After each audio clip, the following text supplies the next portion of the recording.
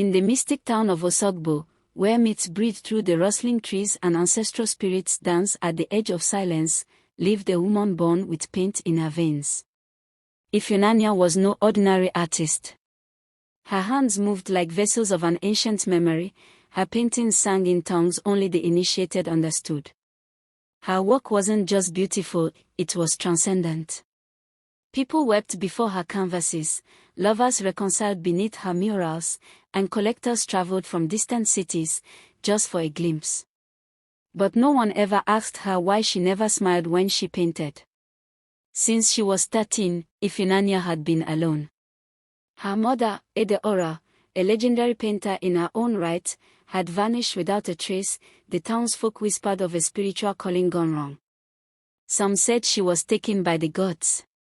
Others said she had gone mad. Only one thing was certain, she disappeared after completing her final painting. A canvas never displayed, hidden in the attic of the family's weather-beaten house on the outskirts of town. It was the only painting Ifunanya never dared touch. Never even looked at directly. The door to the attic remained locked for years. Until him. Akena. A writer from Enugu. A man with a gentle spirit and a chaotic mind. He came to Osogbo on a research grant, hoping to immerse himself in Yoruba lore for a novel about the gods and their forgotten lovers. When he met Ifunanya at her exhibition in the Osogbo Art Gallery, it was raining. She stood barefoot before a canvas of Olekan, the sea goddess, rendered in wild blues and haunting golds. He was drawn to her, not just by her beauty, but the storm behind her eyes. She, in turn, felt something shift. "I know you," she said softly, the moment he introduced himself. "But we've never met," he replied, with a slight smile. From that moment, they became inseparable. Akena followed her to markets, to rivers, to shrines. He watched her paint with the intensity of someone wrestling with something invisible. She painted him constantly. Not from memory, from obsession. His face appeared again and again in her work, always in transformation, as a priest, as a hunter, as a drowned man. The more she painted him, the more her mind unraveled. She began speaking in her sleep, whispering names he didn't recognize. She'd wake up with charcoal stains on her face, swearing she hadn't touched her tools. At first, he thought it was passion. Then he saw the attic. She had broken the lock.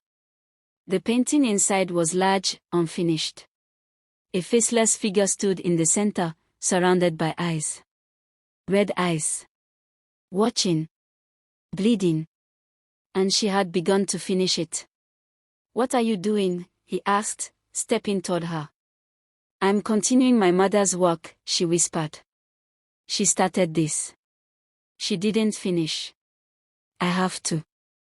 Akena tried to pull her away from the canvas. But she resisted with frightening strength. "It's just a painting," he said. "No, Akena," she whispered, her voice trembling. "It's me. And it's you." That night, he couldn't sleep. He dreamt of Edeora, her face pale, her hands stained in ochre, whispering, she was chosen. The next day, he went digging into the archives. Into Adeora's journals. Into local oral histories. What he found terrified him. Edeora had always painted people she met. Real people. But every time she painted a portrait with red eyes, that person disappeared. At first, it was dismissed as coincidence. Then one woman vanished the night of Adeora's gallery opening. A child went missing after posing for a sketch. Even a young police officer who flirted with her never returned home. The townspeople stopped coming near her. Her final painting, the cassette canvas, was the last straw. She was never seen again. And now Ifunanya had picked up the brush. He confronted her. Screamed. Pleaded. But she was no longer the woman he had met under the rain.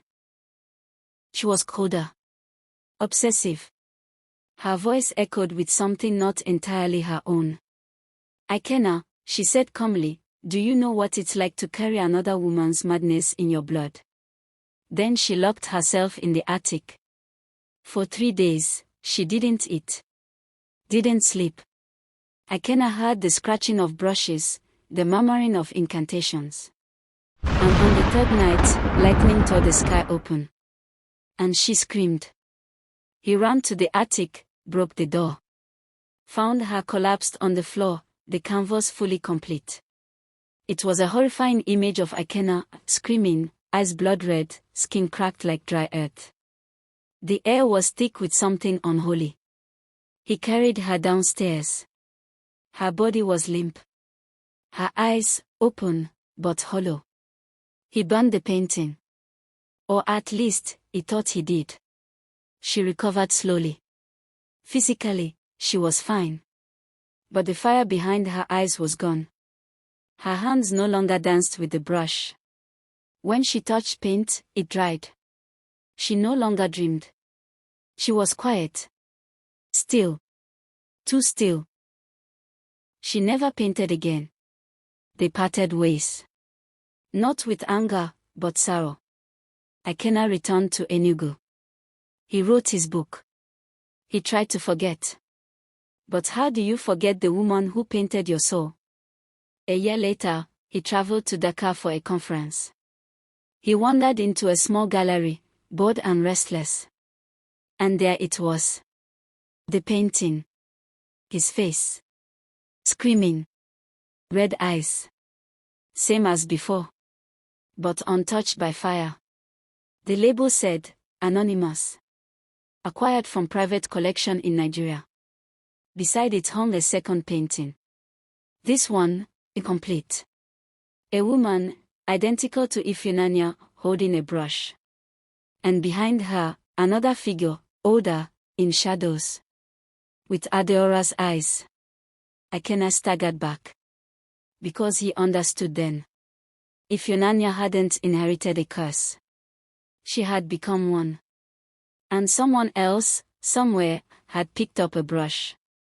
The cycle had begun again.